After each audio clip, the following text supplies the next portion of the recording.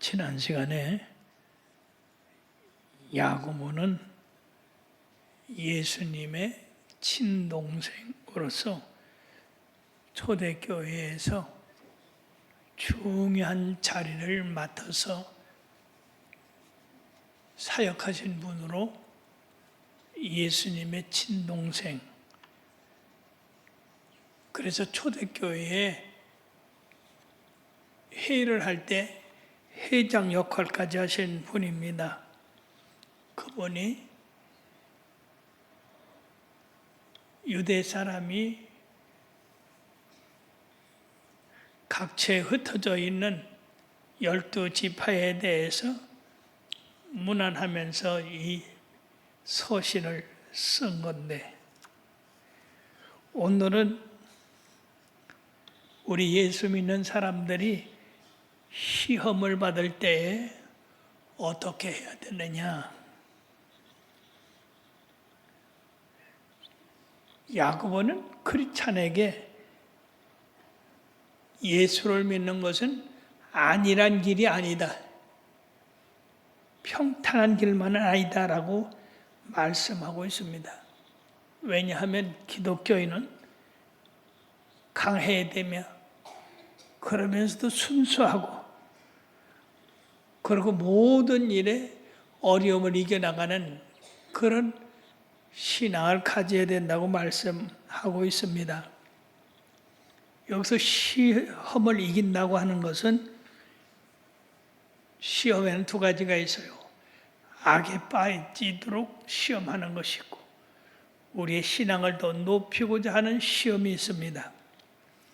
예를 들면 시바의 여왕이 솔로몬의 지혜를 시험하기 위해서 그 먼 길을 찾아왔습니다. 그 결과 자기가 소문에 듣던 것보다도 더 지나친 그런 지혜를 가지고 있다고 탄복하고 그런 돌아갔습니다. 그런가 하면 하나님께서는 아브라함에게 이삭을 주시고, 그 이삭과 하나님 둘 중에 누구를 더 사랑하는가, 여기에 대한 시험을 하셨어요. 그래서 이 이삭이 한참 자랄 때, 아브라함아, 내 독자 이삭, 내 사랑하는 아들을 내가 지시할 산으로 갔다가 번제로 드려라. 엄청난 시험입니다. 믿음의 시험입니다.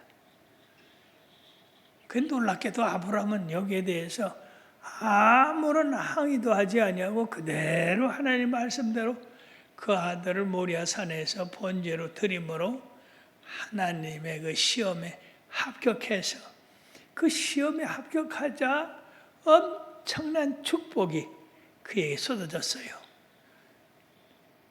그 후손으로 말미암아 모든 세상의 왕들이 나고 원수의 목전에서 상을 받고,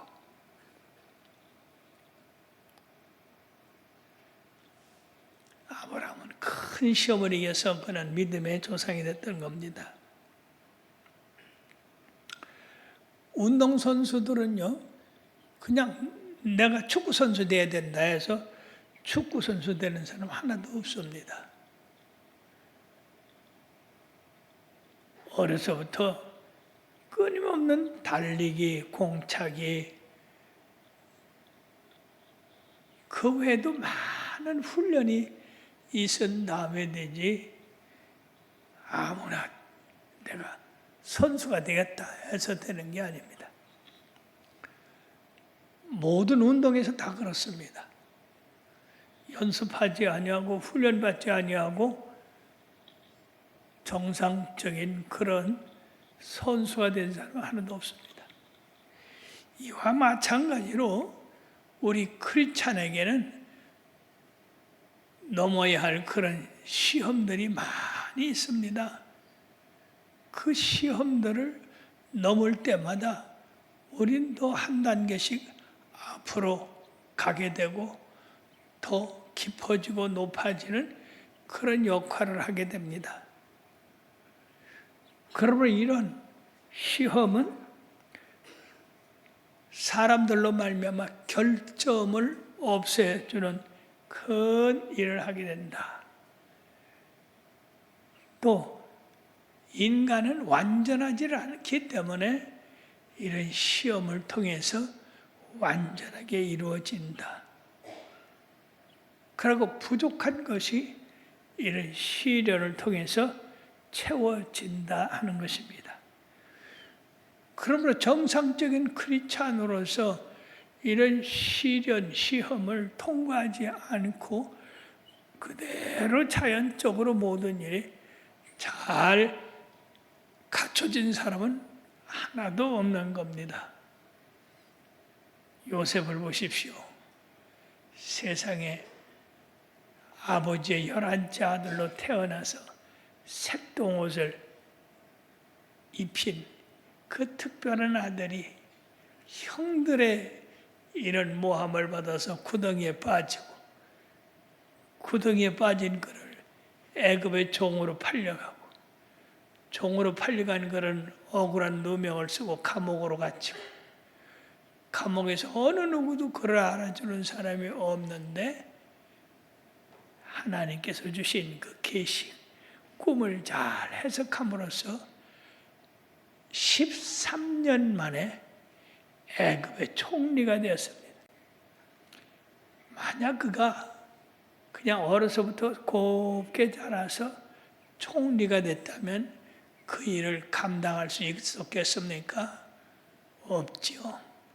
그러나 그 어려운 시험을 다 통과하고 보니까 인생의 삶이 어떤 것인가, 어떤 사람을 택해야 될까, 누가 정직한가, 누가 거짓인가, 그런 것을 알 수 있는 지혜가 있어요. 그러나 시험을 통과하지 않은 사람들은 순진하기만 해서 이 세상에 거짓, 사기꾼, 도둑놈 얼마나 많습니까? 다 털려나가죠. 그러나 시련을 받은 사람은 바로 그 사람을 알게 되는 겁니다. 저는 이 사기를 만나서 엄청난 고생에 있었습니다. 분하고 잠도 안 오고 어떻게 하나님 백성에게 이렇게 사기꾼이 되들어가지고 속여서 내 생활을 엉망으로 만드는가. 근데 그 시험을 통과하고 나니까 이 사람을 보는 눈이 달라지더라고. 그 사람 말하는 걸 보면 이 사람이 정직한 사람이구나, 이거 거짓말이구나, 이거 가식적이구나, 이걸 알 수가 있어요. 시련을 통과하지 않고는 그런 것을 분별할 수가 없습니다. 그러므로 만약에 시련을 만날 때 자기가 감당할 수가 없다, 그럴 때는 어떻게 하느냐? 그것은 가장 좋은 방법이 있는데 후히 주시고 꾸짖지 아니하시는 하나님 앞에 구하는 것이다. 너희가 지혜가 부족하느냐? 후히 주시고 꾸짖지 아니하는 하나님 앞에 구하는 것이라고 했습니다. 왜냐하면 모든 지혜는 하나님으로부터 오기 때문에 그렇습니다. 하나님은 이런 시련을 이길 수 있는 지혜를 달라고 할 때 하나님은 거절하지 아니하시고 우리에게 주신다고 하는데 후히 되어 누르고 흔들어 넘치도록 안겨준다고 말씀했습니다. 왜냐? 하나님은 사랑입니다. 이 사랑은 주시는 거예요. 뺏는 게 아니라 주시는 겁니다. 그러므로 그것은 하나님의 본성이다 그 말이. 하나님께서 인간을 하나님의 형상대로 지으시고 생육하고 번성하고 이 땅에 충만하고 정복하고 다스리라고 그렇게 하신 분이기 때문에 하나님 앞에 우리가 어려운 일 당할 때, 감당하지 못할 시험을 당할 때 하나님에게 우리 그 시험을 이길 수 있는 지혜를 주시고 능력을 달라고 그렇게 구해야 된다는 얘기입니다. 바울 사도도 빌립보서 4장 13절에 내게 능력 주시는 자 안에서 내가 모든 것을 할 수 있다 그랬습니다.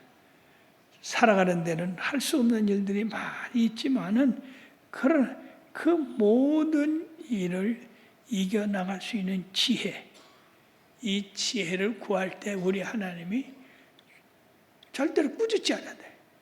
너 왜 이런 것을 구해? 그렇게 하지 않는다는 말이에요.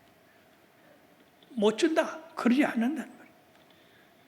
후히 주시고 꾸짖지 아니하시는 하나님 앞에 구하면 하나님이 그 지혜를 이길 수 있는, 그 시련을 이길 수 있는 지혜를 주셔서 그 어려움을 이겨나감으로써 인생에 더 광범위한 그런 길을 알 수 있게 됐다 말입니다.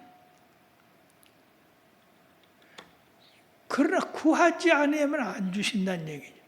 구해야 돼요. 참으로 그럼으로써 구할 때는 의심 없이 우리가 하나님 앞에 구해야 되는데 대개 기도하면 그러죠. 아유, 하나님이 주실까? 안 주실지도 몰라.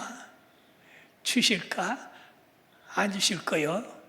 이런 생각을 하는 사람이 있단 말이에요. 그러니까 한쪽으로는 달라고 해놓고 한쪽으로는 문을 닫아버린다. 그런 사람은 하나님의 얻을 수가 없다 그 말입니다. 진실로 하나님의 의심하지 아니하고 하나님이여 이 문제를 해결해 주시옵소서. 만약 여러분들이 병이 들었다. 그러면 하나님은 능치 못한 일이 없으시니까 내 질병점은 친히 고치시고도 남을 거야. 그러고 그렇게 기도를 해야 되는데 아이고 이 병은 세상에서도 많은 사람이 죽었대야. 근데 안 된대야. 그러면 여러분 구하겠어요? 안 구하지. 그러나 의심하지 말라. 하나님이여 죽은 자도 살리시고 없는 것 있는까지 부르시는 주님시니께 내 질병점은 하나님께서 고치시는 거 문제가 아닐 줄 믿습니다. 그럼 하나님 앞에 구하면요 상상할 수 없는 그런 능력이 온다 그 말이에요. 예, 그래서 의심하지 마라. 저희 교회가 건축을 할 때 계약금밖에 없이 시작을 했습니다. 이 대성전 말고도 저 구성전에 있을 때도. 그러면 사람들이 아니 성전 건축할 그 모든 돈을 준비하지 않고서 어떻게 목사님이 시작을 했습니까? 그때 내가 뭐라고 얘기한지 압니까? 하나님은 주십니다. 하나님의 나라는 풍성합니다. 후이되어 누르고 넘치도록 안겨주시는 하나님 꾸짖지 아니하신다는데 그래서 기도를 한 겁니다. 하나님 우리 교회 짓는데 얼마가 필요합니다. 언제까지 필요합니다. 주님 주시옵소서. 그럼 지금 세상이 얼마나 어려워요. 그죠? 근데 이렇게 어려운 판에 하나님인들 죽었냐? 만약 내 마음에 그런 마음이 품으면 안 된다는 얘기죠. 그러나 내 마음에서 그런 불신은 절대로 자리 잡지 못하도록 합니다. 끝까지 매달리는 거죠. 그러면 우리 하나님은 말이에요. 우리 정성을 봐요. 우리가 얼마나 간절한 거 그걸 보신다고. 어디서 그걸 알 수 있느냐? 바디메오, 소경 바디메오가 여리고에서 예수님 지나가시는 소리를 듣고 다윗의 자손 예수여 나를 불쌍히 여소서. 처음에는요 이 바디메오의 부르짖는 그 기도를 억압하고 꾸중하는 사람이 많았어요. 야 소경 주제에 거지 주제에 왜 우리 소리를 지르냐? 그러고 이 제자들도 다 그냥 무시하고 갔습니다. 그런데 이 바디메오는 더 큰 소리로 했어요. 자기를 압제하고 누르는 그 소리보다 더 크게 다윗의 자손 예수여 나를 불쌍히 여기소서. 그렇게 소리 지를 때에 이 예수님이 걸음을 멈추시고 그를 내게로 불러라고 그렇게 했습니다. 그러니까 우리들이 하나님 앞에 구할 때 얼마나 간절하게 그것을 얻기를 원하는가. 바디메오가 눈뜨기를 얼마나 원하는가. 거절당하고 짓밟히고 그래도 예수님 고쳐달라고 소리 지를 때 그때서 예수님이 그를 불러서 고쳐줬는데 성경상에서 그런 일들이 많아요. 예수님 부활하신 후에 엠마오로 내려가는 두 제자와 함께 성경을 가르쳐 주시고 예수님이 부활해야 될 게 아니냐 그렇게 하시면서 저녁 때가 돼서 예수님은 더 가려고 했어요. 그러니까 이 두 제자가 예수님인지 그때까지도 모르고 예수님을 강권해서 자기들과 함께 저녁을 먹고 거기서 유숙하기를 바랬어요. 그러니까 예수님은 여기서도 더 안 가도 되는데 이 사람들이 자기를 정말로 환영하는가 붙잡는가 그것이 간절한가 진실한가 이걸 보시기 위해서 더 가는 칙 했던 겁니다. 그렇게 사랑하는 여러분들이요, 우리가 주님 앞에 기도할 때 두 마음을 품으면 안 된다니. 한 마음은 긍정적으로 문을 열어놓고 한 마음은 문을 닫으니까 이 기도가 응답될 수가 없는 겁니다. 그러므로 우리가 기도할 때 의심하지 않고 구하는 것이 대단히 중요한 겁니다. 그러므로 우리 모든 사람은 각자의 그 필요한 대로 주님 앞에 구해야 되는데 기독교는 가난한 사람에게 자신의 가치에 대해서 세상에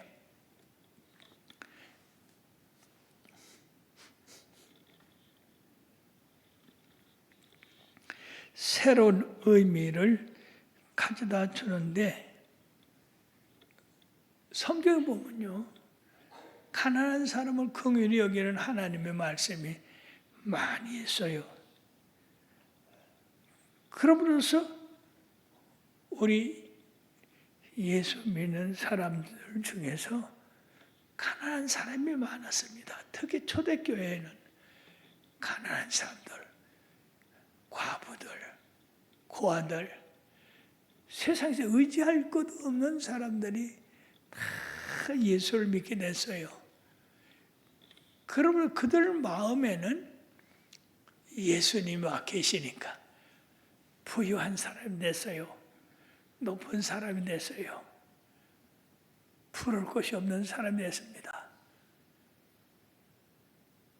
예수님의 팔복음 가운데 심령이 가난한 자는 복이 있나니 천국이 저희 것이며, 여러분들 심령이 가난해서 예수님을 받아들임으로 말미암아서 하늘과 땅을 지으신 그 예수님이 내 마음에 계시니까 아주 나는 높은 사람이 되는 겁니다.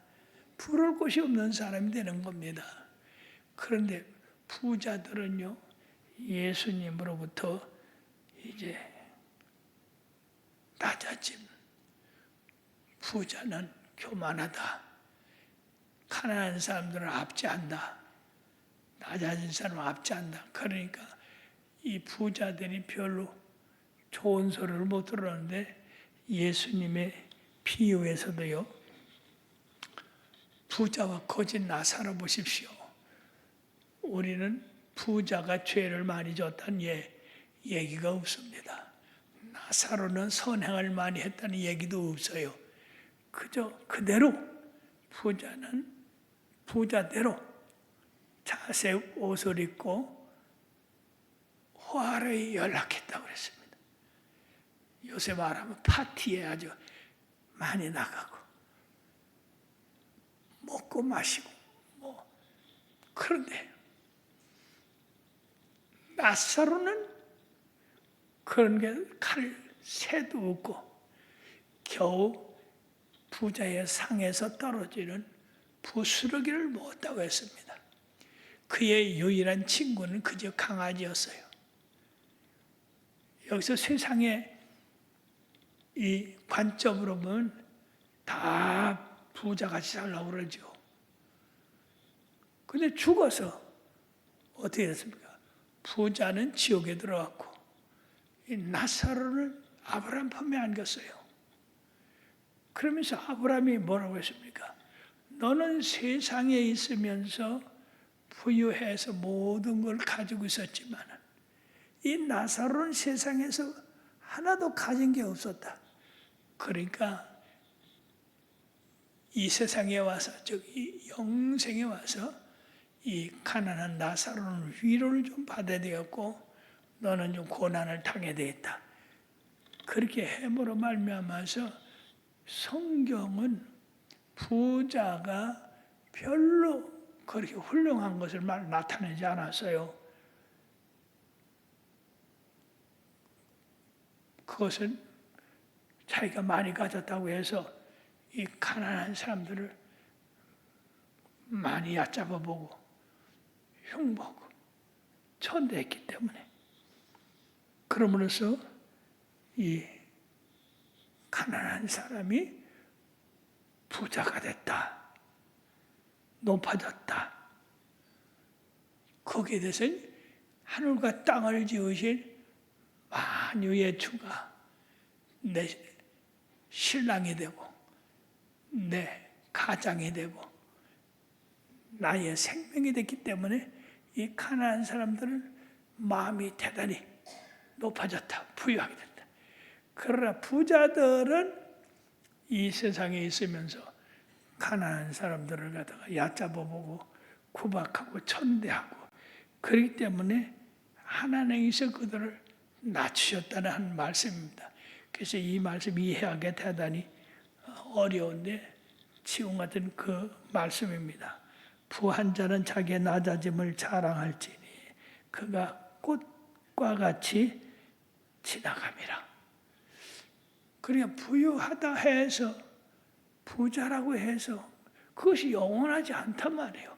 그것이 자기를 위로해주고 자기 생활을 좋게 해주지만은 그러나 시간이 흘러가면 다 놓고 가야 된다는 얘기죠.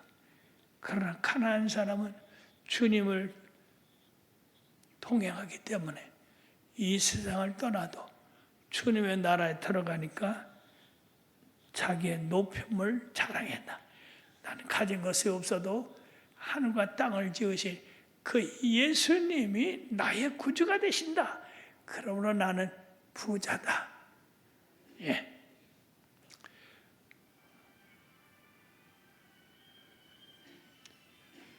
빨리 받아봐야 편지 왔나?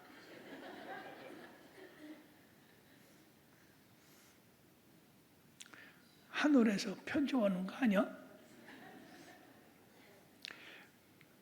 그래서 우리 어머니가 가난했거든요. 근데 가난한 티를 내지 않았어요. 저녁에 먹을 양식이 없는데도 걱정을 하지 않았어요. 아이 어머니, 걱정이 안 돼요. 내일 우리들이 학교 가는데 회비 갖고 가야 돼요?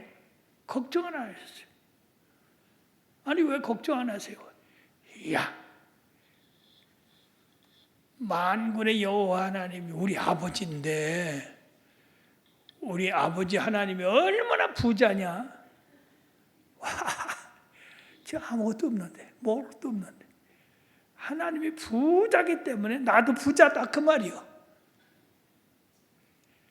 세상에서는 이해가 안 되는 말인데 영적으로 보면 참으로 부러운 말씀 아니에요? 아버지가 부자니 딸도 부자고 아들도 부자고 손자도 부자고 아멘. 그렇게 사셨어요. 그런데 그 말씀대로 점점 가난이 벗어지고 삶이 부유하게 되더라 그 말이. 사랑하는 여러분, 참 해가 돋고 뜨거운 바람이 불어 풀을 말리면 꽃이 떨어지되 그 꽃의 아름다움이 없어진다 하는 거예요.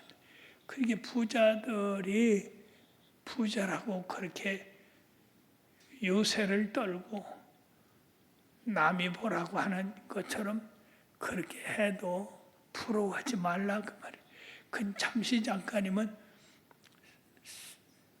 지워지고 그리고 더 나아가면 그 지옥에 들어갈 수가 있는 그것 때문에 조심해야 된다는 얘기예요. 그러면 사랑하는 여러분들이요, 오늘 말씀에 시험을 이겨낸 자는 생명의 면류관을 얻겠다 이렇게 말씀하셨어요. 여러분, 무슨 말씀입니까? 올바른 방법으로 시련과 시험을 이기는 그 사람에게 생명의 면류관을 주신다고 그랬어요. 참 놀라운 일입니다. 왜냐하면 이런 사람은 세상에서의 생활에서 가치 있는 일을 추구하여 살기 때문에 그렇다는 것입니다. 즉 이 사람은 세상보다는 그 없어질 금과 은보다는 영원한 하늘나라 주님과 함께 있을 그 영원한 나라를 가지고 있기 때문에 그 사람이 그런 가치를 가지고 산다 이거죠. 그러므로 생명의 면류관을 얻는데 이 생명의 면류관은 행복과 축복의 그런 그 의미를 가지고 있다. 하나님 나라에서 세상에 잘했다고 생명의 면류관을 씌워주면 말이 얼마나 좋을까. 그리고 이 세상에서 우리가 조금 세상적으로 손해를 보고 세상적으로 없어하고 천대를 받아도 두려워할 것이 없는 게 생명의 면류관을 주신대요. 아멘. 그러므로 또 이 면류관은 누구한테 줍니까? 승리자에게 줍니다. 이긴 자에게 면류관을 주지 아무나 주는 게 아니요. 그럼 여러분들이 세상에서 시련 만나고 어려움 만나고 그럴 때 이기시길 바랍니다. 누구 힘으로? 예수님 힘으로. 여러분들이 그걸 이길 힘이 없으니까 후히 주시고 꾸짖지 아니하시는 하나님 앞에 구해서 얻게 됨으로써 그 승리로운 삶을 살게 됐다 그 말이에요. 그러므로 이 면류관은 존경의 표시이기도 합니다. 명예의 표시요. 면류관 아무나 쓰는 겁니까? 이 세상에는 왕이나 공주나 이런 사람들이 쓰는 거지. 그렇게 하늘나라 가서 면류관을 쓰는 사람도 있고 못 쓰는 사람도 있을 거다 그 말이에요. 세상에서 시련과 어려움을 이겨나간 사람들은 우리 주님이 면류관을 주는데 면류관도 여러 종류예요. 오늘 여기는 생명의 면류관이라고 그랬는데 금면류관이 있고 자랑의 면류관이 있고 면류관이 여러 개입니다.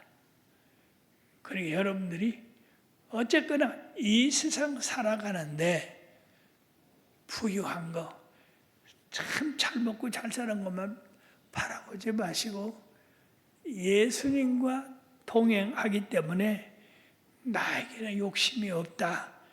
주님이 나의 보존자가 되시고 보호자가 되시고 나의 영생의 생명이 되신다.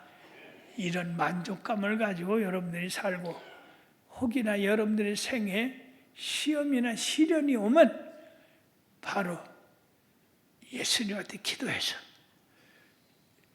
그 기도로 말미암아 응답을 받고 지혜로운 삶을 살아가게 되기를 주님의 이름으로 축원합니다. 그런 삶만이 바로 생명의 면류관을 얻는 삶이 되겠습니다. 기도합시다.